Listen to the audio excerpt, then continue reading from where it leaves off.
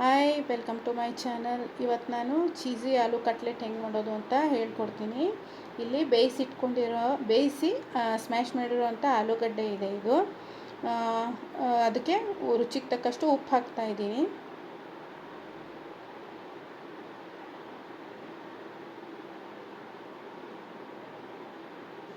ಮತ್ತು ಸ್ವಲ್ಪ ಜೀರಿಗೆ ಪೌಡ್ರು, ಸ್ವಲ್ಪ ಧನಿಯಾ ಪೌಡ್ರು ಮತ್ತು ಗರಂ ಮಸಾಲ ಹಾಕಿದ್ದೀನಿ. ಇದು ಒಂದು ಸ್ವಲ್ಪ ಚಾಟ್ ಮಸಾಲ ಹಾಕ್ತಾಯಿದ್ದೀನಿ.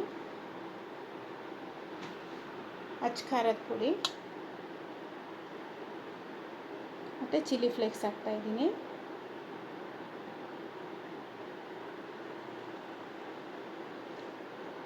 ಸಣ್ಣಗೆ ಹೆಚ್ಚಿಟ್ಕೊಂಡಿರೋಂಥ ಈರುಳ್ಳಿ ಮತ್ತು ಕೊತ್ತಂಬರಿ ಸೊಪ್ಪನ್ನ ಹಾಕ್ತಾಯಿದ್ದೀನಿ.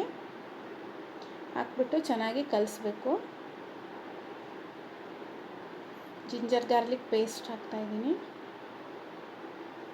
ಎಲ್ಲ ಹಾಕ್ಬಿಟ್ಟು ಚೆನ್ನಾಗಿ ಕಲಸಿ ಬೈಂಡಿಂಗೋಸ್ಕರ ಸ್ವಲ್ಪ ಕಾರ್ನ್ಫ್ಲೋರ್ ಹಾಕ್ತಾಯಿದ್ದೀನಿ. ನೋಡಿಬಿಟ್ಟು ಹಾಕ್ಕೋಬೋದು, ಅದನ್ನು ಸ್ವಲ್ಪ ಬೈಂಡಿಂಗೋಸ್ಕರ ಅಷ್ಟೇ.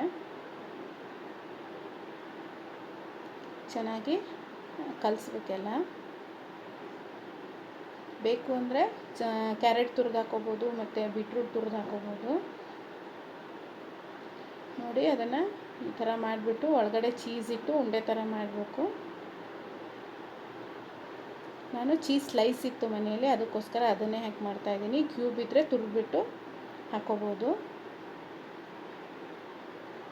ನೋಡಿ, ಈ ಥರ ಕಟ್ಲೆಟ್ ಶೇಪ್ನ ಕೊಟ್ಟು ರೆಡಿ ಮಾಡ್ಕೊತಾ ಇದ್ದೀನಿ. ಇವಾಗ ತವಾಗೆ ಒಂದು ಸ್ವಲ್ಪ ಎಣ್ಣೆ ಹಚ್ಬಿಟ್ಟು ಶಾಲೋ ಫ್ರೈ ಮಾಡ್ತಾಯಿದ್ದೀನಿ. ಡೀಪ್ ಫ್ರೈ ಬೇಡ, ಡೀಪ್ ಫ್ರೈ ಆದರೆ ತುಂಬ ಆಯಿಲ್ ಆಗುತ್ತೆ. ಡೀಪ್ ಫ್ರೈ ಆದರೆ ಮತ್ತೆ ಕಾರ್ನ್ಫ್ಲೋರ್ದು ಸರೀಲಿ ಅದ್ಬಿಟ್ಟು ಮಾಡಿ ಹಾಕಬೇಕಾಗತ್ತೆ. ಇದಾದರೆ ಏನೂ ಬೇಡ, ಅದೆಲ್ಲ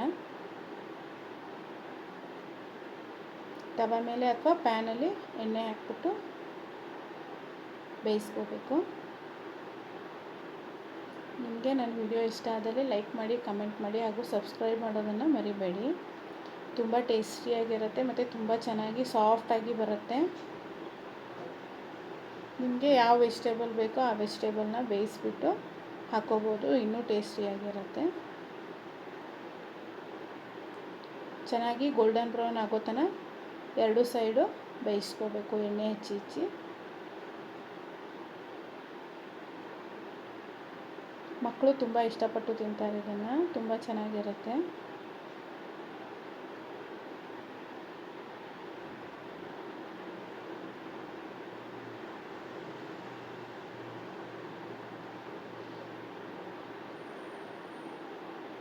ಆಲೂಗಡ್ಡೆನ ತುಂಬ ಹೊತ್ತು ಬೇಯಿಸಿದ ಮೇಲೆ ಕುಕ್ಕರಲ್ಲಿ ವಿಷಲ್ ಹೊಡೆಸಿದ ಮೇಲೆ ತುಂಬ ಹೊತ್ತು ನೀರಲ್ಲಿ ಬಿಡಬಾರ್ದು. ಅದನ್ನು ಬೇಗ ನಾವು ಸ್ಟೀಮ್ ಹೋದ ತಕ್ಷಣ ನೀರು ಬಸಿದ್ಬಿಟ್ಟು ಆರಕ್ಕಿಟ್ಟು ಸಿಪ್ಪೆ ತೆಗಿಬೇಕು. ಅಂದರೆ ಪೇಸ್ಟು ಗಟ್ಟಿಗೆ ಅಂದರೆ ಆಲೂಗಡ್ಡೆ ಸ್ಮ್ಯಾಶ್ ಮಾಡ್ತೀವಲ್ವ, ಗಟ್ಟಿಗೆ ಬರುತ್ತೆ. ಇಲ್ಲ ಅಂದರೆ ಒಂದು ಸ್ವಲ್ಪ ನೀರಾಗುತ್ತೆ ನೀರಲ್ಲೇ ಬಿಟ್ಟರೆ.